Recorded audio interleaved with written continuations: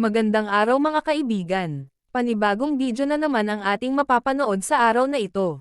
At ang video na ito ay tungkol sa napakahalagang halaman na dapat meron tayo sa ating bakuran.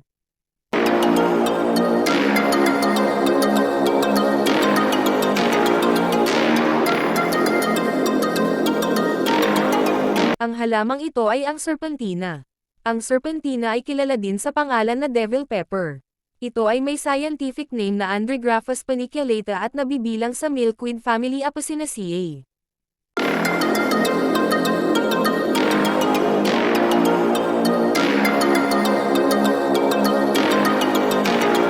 Bagaman hindi pa napatunayang medical, sinasabi na ang serpentina ay isang makapangyarihang herbal na gamot na makatutulong sa paggagamot ng ilang mga karamdaman, lalo na sa may diabetes.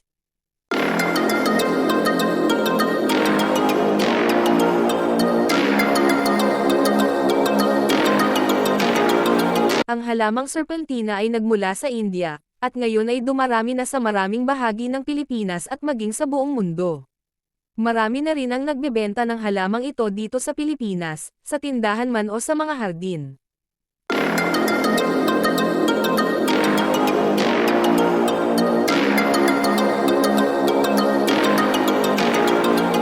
Ito ay isang malakas at adaptive na maaaring lumago sa halos anumang uri ng kapaligiran, pwedeng direktang sa lupa at pwede rin sa paso.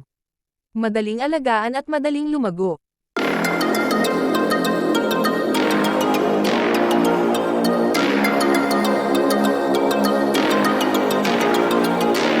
Ano ang pagkakilanlan o characteristics ng halamang ito? Una, ang dahon nito ay paaba at makinis. Pangalawa, ito ay may kulay na matingkad na green o lantian, at buhay na buhay ang linya sa mga dahon nito. Pangatlo, ang katawan o stem o sanga nito ay hugis kwadrado. Pag hinawakan mo ang sanga o stem nito ay may 4 na kanto. Pang-apat, ang dahon nito ay sobrang pait. 10 dubli kung ikukumpara sa ampalaya.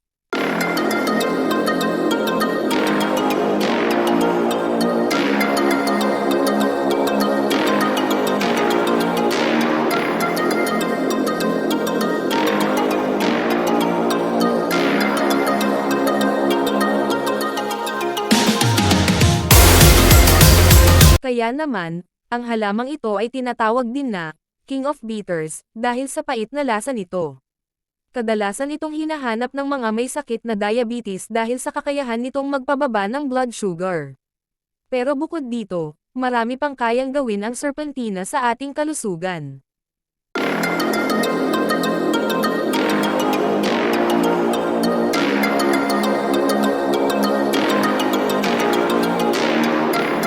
Ang iba't iba pang mga benepisyo ng serpentina ay ang mga sumusunod.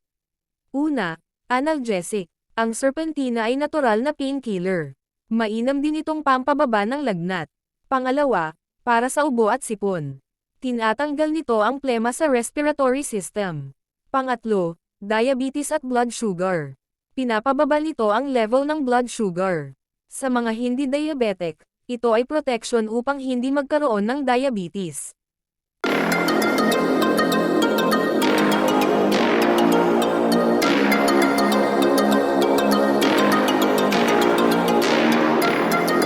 Pang-apat, antibiotic.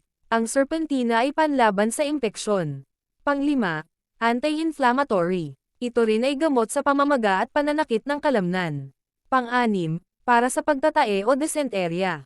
May taglay ito na antibacterial properties na panlaban sa mga impeksyon dulot ng bakterya.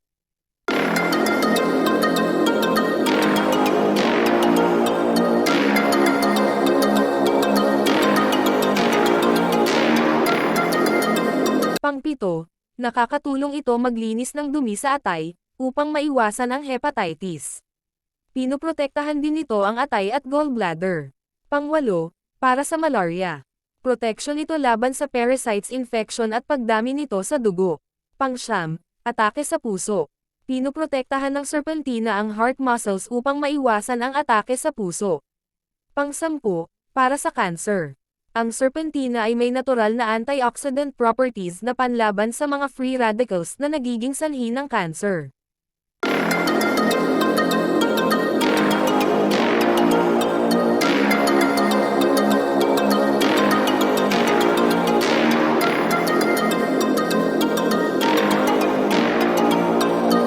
Paano ito ihahanda? May 3 paraan ng preparasyon nito. Una, pumitas ng 5 hanggang 6 na dahon ng serpentina, patuyuan ito. Ilagay sa baso at lagyan ng kumukulong tubig at gawin itong tsaa. Gawin ito 3 beses sa isang araw. Pangalawa, kumain ng 5 hanggang 6 na dahon ng serpentina 3 beses sa isang araw. Pangatlo, pumitas ng 5 hanggang 6 na dahon ng serpentina at pakuluan ito, inumin ng 3 beses sa isang araw.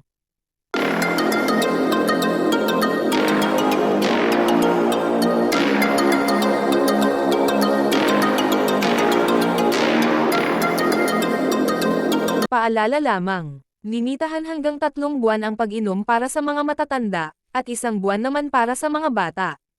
At bawal uminom ng serpentina ang mga nag-breastfeeding, mga buntis, ang mga taong umiinom ng aspirin, mga taong malakas ang pagdurugo o nagbi-bleeding, mga anemic, o mga malabnaw at manipis ang dugo.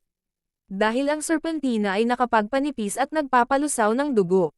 At ito ay may abortive effect.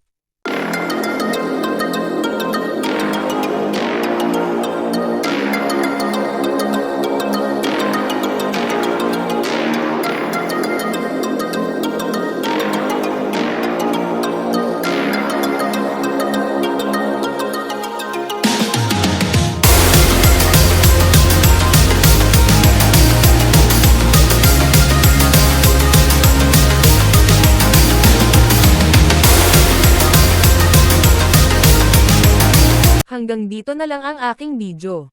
May dagdag ba kayong kaalaman tungkol sa topic ngayon?